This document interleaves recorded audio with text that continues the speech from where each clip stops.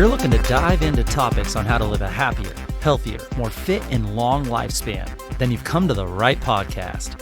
Livin the Dream with me, Coach Damian Evans. Together, we will explore the topics on all things health, fitness, and wellness. Together, we will be lifelong learners on this journey to living the ultimate dream. What up, Dream Team? Coach D here, coming at you from beautiful, sunny San Diego. And in today's episode, we will be discussing a very hot topic in the health and fitness space right now. It's intermittent fasting. In a world of nonstop, easily accessible, highly palatable foods, it's no wonder that we struggle with all that comes from overconsumption. We become numb to what the actual process of eating is supposed to be about.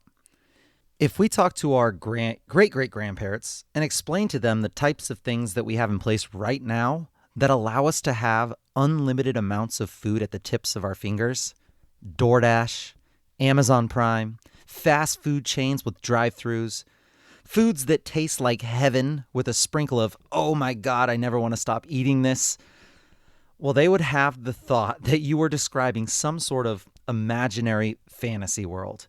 Because back then, they had to walk miles and miles for groceries and food, right? Uphill, both ways in the snow. But really, they had to work hard. They worked hard in fields to grow their own nourishment. They actually had to track and hunt down their next meal and know that there's a great likelihood that they might not even have a huge dinner that day. Or if they didn't plan accordingly with their meal rations, they might even not have food at all. It's no wonder that intermittent fasting has just now recently become a topic of discussion for health. Modern day problems call for modern day solutions.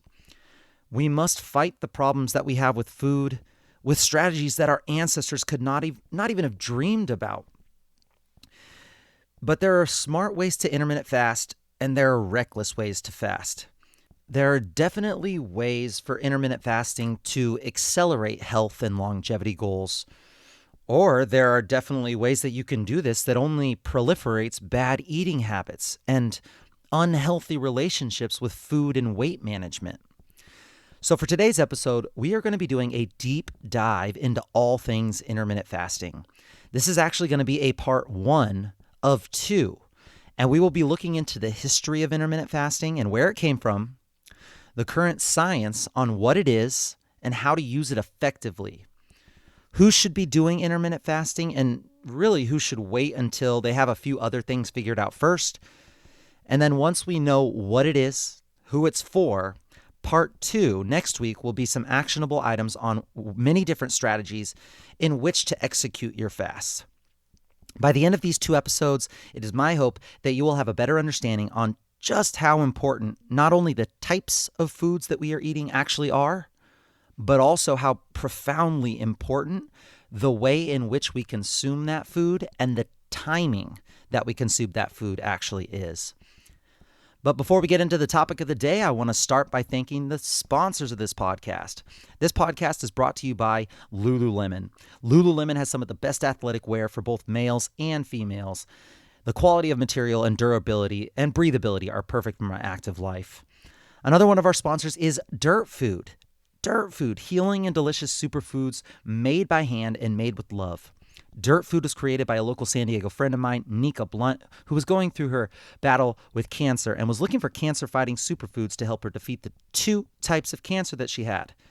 She couldn't find anyone else that made it, so she actually designed and created a delicious but also healthy superfood granola that she makes by hand in small batches in her kitchen. So visit eatdirtfood.com and use the discount code DirtyDamian for 10% off your entire order. That's eatdirtfood, all one word, .com, and the discount code is DIRTYDAMIEN, no space, all one word.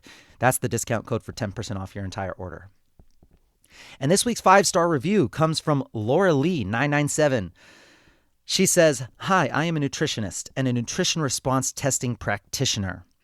Everything that Damien has to say is correct and spot on. These podcasts are to the point, exactly what everyone needs to hear. Love these, and I will continue to be a listener. Thanks, Coach D." Thanks, Laura Lee. I love it so much. Thank you for your support and your kind words. I am definitely not a nutritionist in any way. I have a fitness and nutrition bachelor's degree from Oregon State University, but what I learned 10 years ago when I got that degree, we are slowly finding out that the science is definitely changing. I know that the science of nutrition is still a fairly new subject compared to all the other sciences, and it's ever evolving. So I want to make sure that I share the knowledge that I find in a responsible way, of course, knowing that the science may unfold to reveal different findings and solutions in the future as our technology grows. If you or anyone else that you know may have new findings that could help this Live in the Dream team, please send them my way. I would love them. Keep sending them my way. You guys are doing awesome right now. If you also do me a favor, if you haven't already, while listening to this episode, if you haven't subscribed to the Live in the Dream podcast yet, please take a second to search Live in the Dream on whatever platform you're using and subscribe to this podcast. It's going to allow you to get notifications anytime that I release an episode, but it also shows the people who are searching health and fitness topics that this podcast is worth a listen. So if you scroll down, you can also leave me a 5-star review if you feel that I've earned it. I definitely read every single review, and I appreciate and love the feedback. And now on to the topic of the day. All right, intermittent fasting. It's hot right now. Your favorite celebrity is doing it. Your favorite fitness professional is touting about it right now on their social media pages. Doctors are prescribing it, and people who constantly struggle with their weight or are trying to increase their overall health, they are trying their best to navigate the fasting world. But what is intermittent fasting? Where did it come from? What is the scientific definition? And why may it be something that you might want to include into your lifestyle? So let's start it off by talking about where all of the sudden did intermittent fasting originate from. Intermittent fasting, it's actually very old. Even though it's only until recently that it has exploded in popularity in the mainstream, especially among celebrities and high-profile individuals in the spotlight. But not just them. Intermittent fasting expert Dr. Jason Fung is one of the people out there right now taking the lead and backing the science behind intermittent fasting. If you're looking to dive deeper into intermittent fasting, he would be a great person to start with. So Dr. Jason Fung. He talks about 3 different most influential human beings in the history of the world that have something to do with intermittent fasting. Hippocrates, Benjamin Franklin, and Mahatma Gandhi. They all 3 agreed on one thing. They agreed what they all thought was the most powerful natural healing solution ever. One that has been used by all cultures all over the world. I bet you can guess what they thought that one thing was, and yes, it's fasting. What is fasting? You're going to starve people? That's your solution, to starve people? No, that's not what we're talking about here. That's not what I'm saying. Fasting is not the same as starvation. Fasting is the controlled, voluntary abstinence of food. The controlled, voluntary abstinence of food. For different reasons. You can fast for spiritual, for health, for political protest, really all of those are causes for fasting, not the same as starvation. In fact, you can look back in history and people have been fasting for a really long time. We can start with influential human number 1, Hippocrates, who was considered the father of modern medicine. He famously said, "Our food should be our medicine, and our medicine should be our food." But to eat when you're sick is to feed your sickness. So what is he talking about? He's talking about this idea that we have a fasting instinct, that it is something that we instinctually do. Think about when you get sick, or when you have a cold, or when you have the flu. The last thing you're thinking about is eating a huge, big buffet. It's something that comes naturally to us. Our bodies are designed to fast. They are designed to store food in times of availability. And in times of scarcity, our ability to release our stored energy is second to none. And that is just what comes naturally to us. So it's not something unnatural. It's not something that we're trying to force on our bodies. We do this naturally. Influential human being number 2 would be Benjamin Franklin, who was known as one of the most inventive and one of the smartest men who has ever lived. He said that the best of all medicines are resting and fasting. Resting and fasting, best of all medicines. Out of all the things in the universe that heal, resting, which is freedom from stress, it's relaxation for us. And then fasting, which is designed to cleanse the system, which is what it used to be called, right? A cleanse or a purification. Those are the two best medicines to Benjamin Franklin. Not drugs, not surgery, resting and fasting. I don't know. Benjamin Franklin was a smart dude. So influential human number 3, Mahatma Gandhi. He said, a genuine fast cleanses the body, the mind, and the soul. And Jesus Christ said that Satan may cast out only by fasting and by prayer. Satan may be cast out only by fasting and prayer. And if you look at the Christian faith, you can see that there are many prescribed periods of fasting all throughout the year. Yes, there are going to be times where you're going to be feasting and times you are going to be celebrating.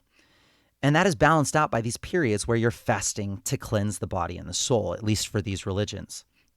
Buddhist monks, they also do the same sort of thing, but they do it on a daily basis.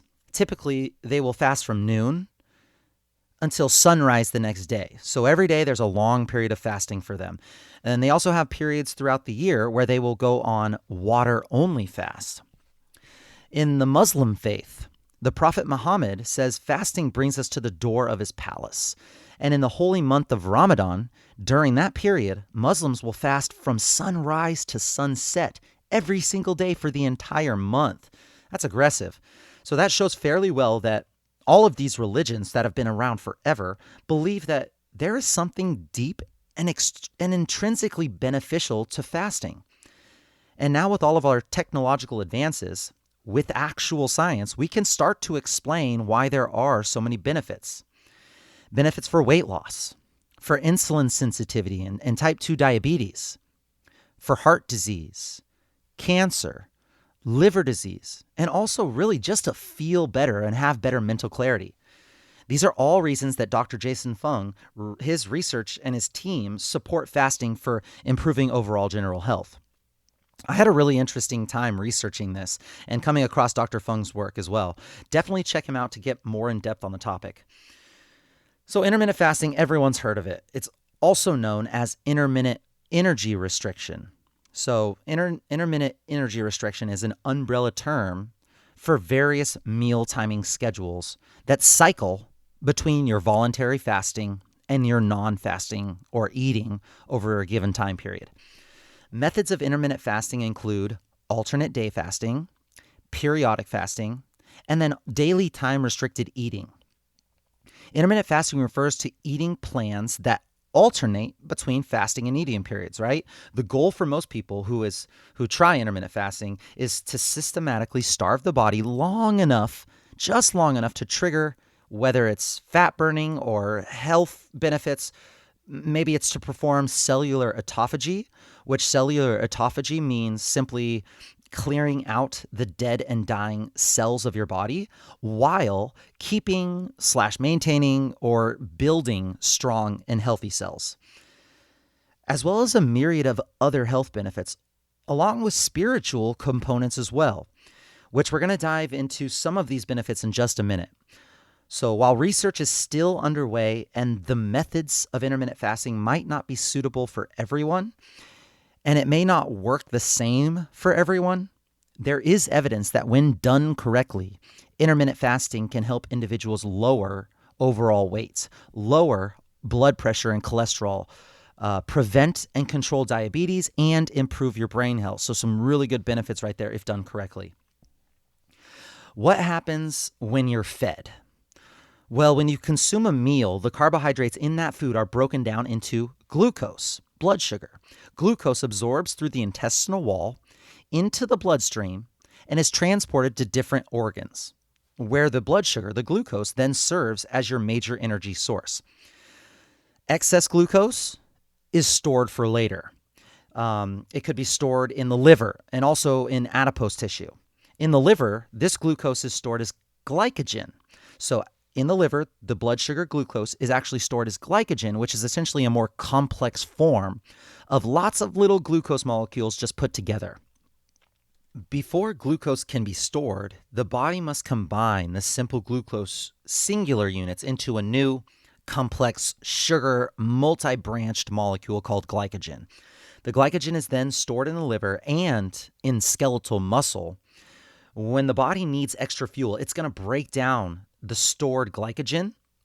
It's going to break it back down into those smaller glucose singular units, and then the body can use them as extra fuel. And then it can either get put back into the cell if not used, or used as energy. And in adipose tissue, which is your fat cells, this glucose is just stored as fat. This is what happens when you are fed. Now, in between meals, when the body is in a fasted state, the liver is converting the glycogen back into glucose to keep supplying the body with energy. Typically, an inactive person it takes about 10 to 12 hours to use up all of your glycogen stores. An inactive person takes about 10 to 12 hours to use up all of their glycogen stores. So if you didn't eat for 10 to 12 hours, then you would start to use up those glycogen stores and have it all used up. Although someone who exercises or is more active throughout the day with their overall non-exercise activity like walking, climbing stairs, getting extra steps, and general movement throughout the day, that is not your actual exercise, these more active people may deplete their glycogen stores in much less time than the 10 to 12 hours that it takes an inactive person to do so. Once the glycogen reserve in the liver is depleted, the body then taps into the energy stores of your adipose tissue or your fat cells. So that's really important. This is when fats are broken down into free fatty acids, which are then converted into additional metabolic fuel in the liver. Thus, if the fasted state lasts long enough, the body burns fat for energy and loses that extra fat in your adipose tissue fat cells. Losing the extra fat is translated into a range of associated health benefits. If you have listened to the previous episode that we did on why eat less, move more is terrible advice, we did a really deep dive into what insulin is and how it plays a huge role in using fat as fuel. You're going to remember that insulin is the hormone that is required for driving glucose, blood sugar, into the fat cells. Insulin level is regulated to match the amount of glucose in the blood. Its insulin has to match and balance with the glucose in the blood. That is high after eating a meal. Your blood sugar is high after eating a meal and low in between meals. So because insulin is secreted after most meals that we eat, eating throughout the day keeps insulin levels high. If you were to eat constantly, you're always going to have constant high levels of insulin. And that's going to desensitize your body tissues and your fat cells, causing, yes, insulin insensitivity. This is the hallmark of diabetes and type 2 diabetes. So the idea is that fasting throughout your day and your week can help keep insulin levels low and in turn help us to reduce the risk of things like diabetes. And when we are constantly putting food in our mouths, we are not only constantly tasking our digestive processes and never giving them a break, but we're also asking the hormone insulin to always work overtime. Go back and listen to the masterclass on insulin to do a deep dive into why that has such huge detrimental effects on our health and longevity. So that's how intermittent fasting works in the context of fat loss. There are many other benefits to intermittent fasting that we're going to go through next, but I wouldn't be doing a great job covering intermittent fasting if I didn't say this. Right now, in the US, people are flocking to intermittent fasting, and the number one reason is fat loss. Now, you can lose weight by intermittent fasting. Yes, of course. 10 years ago, we would have called not eating in order to be skinny something else. What would we have called it? Anorexia. But now the fitness world has gotten a hold of the phrase intermittent fasting, and they've packaged it up to help this obesity epidemic that we're in. And while that may sound like a bad thing, I don't know. I personally don't think it's that bad. Over the last decade, I keep asking, why doesn't our healthcare system have doctors prescribe changes in lifestyle or changes in eating habits? Because they just write out a prescription medication. Why do they not prescribe the lifestyle changes in eating habits before they write out that medication prescription? And the number one answer that I hear back is because the likelihood that a person will change their lifestyle after a doctor tells them to is essentially zero. So we kind of have to hold up a mirror and look at ourselves. It just doesn't happen. We know that overconsumption leads to chronic disease. We know that if people would prioritize actual real foods over processed and refined foods while avoiding sedentary and stagnant activity, we know that this is going to improve your overall health span. And you have a much higher chance of living happier and healthier and more independent longer if you follow these rules. So why does our current healthcare system just prescribe pills? Well, it's our fault. As the consumer, we want the easy way out. We want the pill that will automatically fix all our ailments without having to do or change anything. This is why the fitness industry has to take something like not eating, intermittent fasting, where they can make it seem sexy to us as the consumer. Just stop putting food in our mouths for a little bit longer. That's the goal. Here is where I personally see an issue with this. If you are intermittent fasting strictly to lose weight, and once you lose that weight, you're just going to go right back to your normal everyday eating and moving habits, I think this solution could be the start of a very unhealthy relationship with your weight and with your food. You can lose fat without eating. Yes, that's exactly what happens when you don't eat. But does that mean it's a great tool for you to use for your fat loss goals? Is it a good tool in terms of the kinds of behaviors that you're going to develop and the kinds of relationships you might create with food? I don't know. I would argue that there may be some other things that you might want to work on when it comes to that in yourself before you really dive into intermittent fasting strictly to make yourself a smaller person. And I mean, we've gone over what the huge pillars of fat loss should be and what we should have dialed down before you look to dive into the world of supplements and quick fixes and biohacks and unconventional strategies for improving your health. Again, your sleep. If you do not have good sleep, intermittent fasting could be a stress on your body that drops the first domino to trigger a cascade of biological protections that could possibly take you further from your fitness goal. Sleep. Stress. If you're constantly bombarded by stressful events from work and family and social media and news, and on top of that, you stress yourself with high-intensity workouts, and then on just the cherry on top, now you add the new stressor that is your new intermittent fasting protocol. This could have detrimental effects on your fitness goals as well. Stress. Movement. If your movement is terrible throughout the day, you're getting 2,000 steps. You're sitting for more than 8 hours a day. Maybe you work out an hour 3 days a week. This is not enough movement. The human body was not created to live like that. And all the intermittent fasting in the world is not going to help your fitness goals if you don't work on increasing your movement. Do you see where I'm going with this? Intermittent fasting is just a tool to help you with your health. Just one tool in a huge toolbox. But this isn't one of the main tools in your toolbox, like a hammer or a screwdriver or a wrench. This is like a measuring tape. It's a great way for you to really dial in your measurements when it comes to the larger tools of that is your overall nutrition. But if your nutrition is still crap, you're still eating fast food and consuming tons of added sugars and binge eating delicious bar food and drinking alcohol, then that measuring tape becomes less useful. Sleep, stress management, quality nutrition, and movement. Once you feel like you really have those large pillars worked on and dialed in, then it might be time to access the power of intermittent fasting. And if we think about it, models have been doing this strategy for a long time. Eat less to be smaller, but we all know how healthy that really is for people in the modeling industry. But now all of a sudden it's healthy for us to do. Is that right? Just because we throw on a sexy name on it and we have the new science-backed studies that show some things with growth hormone and neurogenesis, now it's supposed to be healthy? Well, let's just talk about the psychology behind this and what it does to us behaviorally.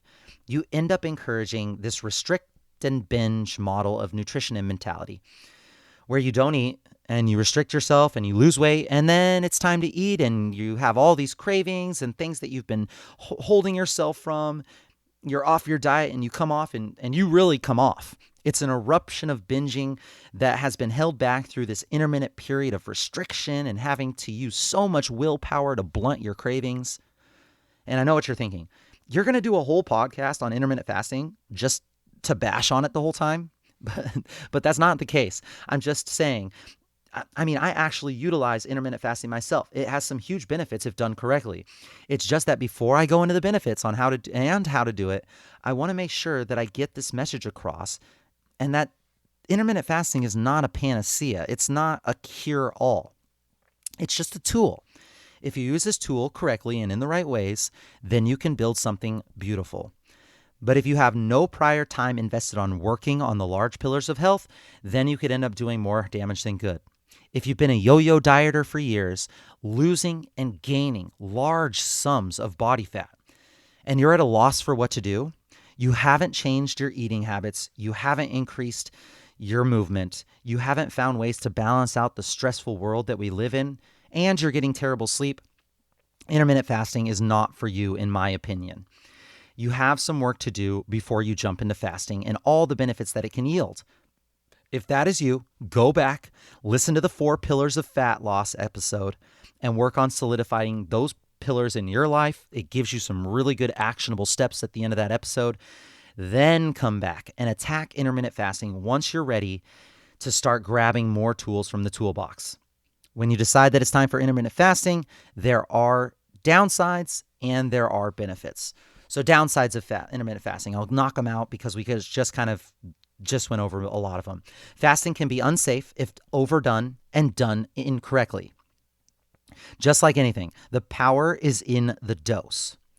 It can definitely be a powerful tool that helps get you to your health and fitness goals, or it could be a terrible added stress that you put on your entire system that could cause negative results, taking you further from your goals. And of course, you should definitely consult your doctor before going on your journey with intermittent fasting. And there are definitely some side effects of intermittent fasting. Many times, people report feeling intense hunger and cravings. Others may experience irritability and tiredness, also known as hangry. Hunger and angry and get me a frickin' sandwich. You know what I'm talking about? Other common side effects could include headaches, bloating, constipation, or even an experience of feeling extra cold. Research shows that this is the body sending blood flow to the fat and the visceral organs, which may make the peripheral limbs, arms and legs, feel a little bit colder than usual. Who should hold off on intermittent fasting? Even if you think you're ready for fasting, fasting is definitely not for everyone. There are those people who should stay away from intermittent fasting for a variety of reasons. Those who should not attempt fasting are children and teens.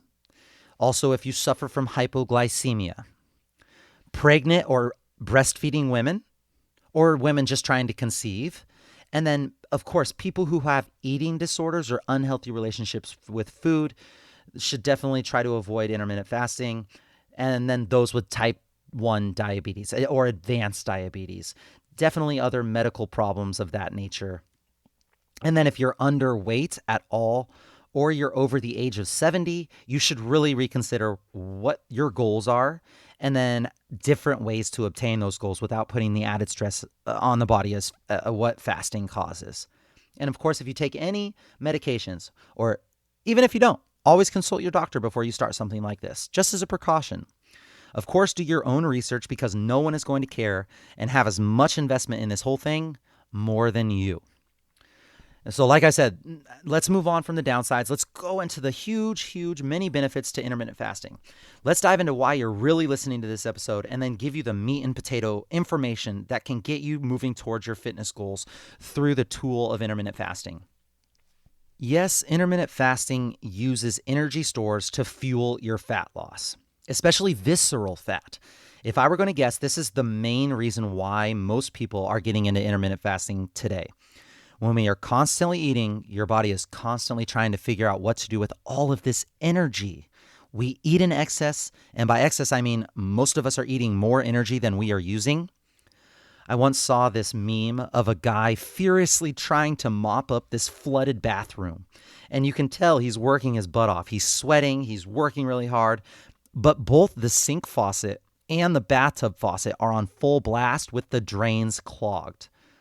This is exactly what we're doing when we try to exercise for just 1 hour, even if it's 7 days a week, every day. We're trying to burn off this body fat as we continue eating all of our waking hours. We need to stop working harder like this guy with the mop and start working smarter. Figure out how to unclog the drain and turn off the faucets before we go with our mop and we try to change anything. Figure out what the root cause is and not keep trying just to treat your symptoms. So while fat loss is a side effect of intermittent fasting, we should really realize that if we're going to obtain health long term, we should fix our relationship with food. We should understand what our consumption needs are for optimal living and be able to control ourselves from overconsumption and then trying to starve ourselves to balance it out. That's not what we're looking for. So yes, when we stop adding energy to our body, your body will pull energy from somewhere else. And yes, that energy can and does come from your fat stores if you do this fast correctly. Another benefit is lower insulin levels. This is so important. We did that full masterclass on why eat less, move more is terrible advice for fat loss goals. If you haven't listened to it yet, go back. Insulin is a hormone that regulates energy in your blood. It is the usher that shuttles energy into your fat cell stores. If insulin is always elevated in the blood, which when we eat food, insulin gets elevated, most of the food that we eat, yes, then the cells become numb to this insulin's desire to store, which is where insulin resistance begins. And we know from the masterclass episode that almost every major chronic disease, hypertension, diabetes, high blood pressure, obesity, almost every major chronic disease is impacted in some way by that insulin resistance. So lowering your insulin levels from fasting is an amazing way to let your body find balance, and this will also allow your digestive system and pancreas to get a recovery from breaking down the constant bombardment of food. Your pancreas and digestive recovery is important. When there's food constantly running through your digestive tract, your digestive organs are on 24/7 work duty. This can create blockages, this can create damage, and this can overtax any system in the body, including the vital organs that are trying to process and filter and metabolize the many different types of foods that we're ingesting. Fasting gives your body the opportunity to, let's just say, quote unquote, catch up. Think of it as the same thing as when you take a rest day from your training. You're giving the body the opportunity to rebuild and repair some of the damage that has been done. And you also allow your body to allocate resources to other processes in the body that may have been taking a back seat because of the never-ending activity of constantly trying to break down and digest food. And of course, when it comes to some types of fasting, you can skip your early morning meal, or as we call it, breakfast. Skipping breakfast can obviously reduce your calorie intake by 20 to 40%. Plus, when you skip your morning meal, you are compounding the time that you fasted throughout your sleep. So it's much easier to fast when you're asleep, and then skipping your early morning meal, it makes it easier to hit those longer hours of fasting. If you're someone that is constantly struggling to eat too many calories every day, then 20 to 40% reduction could be huge for you. So by skipping that early morning meal and letting your body run off of some of those excess calories and most likely the excess body fat stores in the meantime. Another benefit is that it induces autophagy. Intermittent fasting induces autophagy. Now, autophagy is just a fancy word for spring cleaning of your cells in your body. Autophagy is defined as consumption of the body's own tissue as a metabolic process occurring in starvation and certain diseases. I know it kind of sounds bad, but it's kind of a positive thing, and most experts say that it is. Autophagy is important because if your cells are unable to get rid of waste fast enough or efficiently enough, it can encourage the buildup of either toxins or could commonly encourage mutating cells or cells that don't function very well to replicate. So cells will more likely become autoimmune or inflamed if they don't get cleared out. If they don't have that spring cleaning, these kind of mutated cells will most likely become autoimmune or inflamed if this occurs. This is where you'll hear about intermittent fasting can be used for cancer fighting purposes. The reason you will hear this is because when you fast, after a certain period of time, they believe it's around 48 hours of fasting, which is a lot longer than most of us go, your older, more damaged cells start to self-destruct. They're weaker and can't survive the stress from prolonged fasting. And this is a good thing. I know self-destructing cells does sound bad, but it's actually what you want. If you have older cells that do not function the way that they were supposed to, they can mutate. Each cell is designed with a self-destruct plan. So when it serves out its purpose and it's no longer functions as it was supposed to, it's supposed to die off. Cancer occurs when these cells don't die off. They mutate and they multiply and they become tumorous. That's when the person with this cancerous cell growth starts to get in trouble. So when you fast, the older cells, a switch gets turned on and these older cells kill themselves. And the younger and healthier cells, they do something really interesting as well. They essentially hang tight, hunker down, and they strengthen. So younger cells strengthen and older cells kill themselves. That sounds like a pretty good thing to me. Now, during this process of no food, while the older cells are dying, your body is also stimulating stem cells. And your body's preparing for the next time you get food. When you refeed, these stem cells get turned into new cells. So simply put, when you fast, you are essentially regenerating your body. You're regenerating your healthy cells, and you're getting rid of all your weak, dying, mutating cells. It is important to note that it seems to really take advantage of autophagy, you'll most likely have to conduct a much longer fast than just a time-restricted eating window that we normally do. Other benefits of intermittent fasting: lowers blood pressure, improves cholesterol profile, reduces risk of cancer, and reduces risk of type 3 diabetes, Alzheimer's. Another benefit is it detaches you from food. Yes, detachment from food. Think about that. If you look at most major religions, there's an aspect of fasting or restraining or abstaining from something. In Christianity, Jesus went into the desert for 40 days and 40 nights. In Ramadan, in the Islamic religion where they fast while the sun is up, there's no water or food. Buddhism, Hinduism, Judaism all emphasize fasting during certain periods. Whether you're religious or not, there are hundreds of years of wisdom within these groups, and detachment from vices, especially the way that we currently use food as a vice these days. I don't know. I personally see lots of benefit from being able to refrain from the cravings and desires and addictions that we have really built up over this overconsumption from what some would call our irresponsible abuse of easily accessible processed foods. Who could benefit from fasting? Most people could benefit from intermittent fasting, in some fashion or another at least. As long as you're not in one of those at-risk categories that we discussed, you can do intermittent fasting on any type of dietary regimen. Whether you're doing keto, paleo, vegan, carnivore, intermittent fasting can be used as a tool to help with the myriad of benefits that we just talked about. Now, we're going to wrap up today's episode. I know that it feels like we're just getting started, but we're wrapping up today's episode on the history of intermittent fasting, the benefits and the downsides, and who it is for and who it's not for, because next week we're going to continue on with the different styles of intermittent fasting. We are going to do a complete how-to guide, how to execute them, and just as importantly, how to break your fast. So tune in next week for part 2 of this episode and a complete guide on actionable items and instructions for each style of fasting. All right, Dream Team, that's it for today. Please share with me any knowledge, thoughts, or questions you may have on today's topic. I'll make sure to answer and discuss on the next episode. You can ask your questions in the comments section or message me on any of the social media platforms. Also, I would be so thankful if you shared this episode with any of your friends or family that may be able to benefit from today's podcast. I would love it if you could do me a solid and screenshot this podcast and share it on your social media platforms and just write one takeaway, one aha moment that you got from this episode.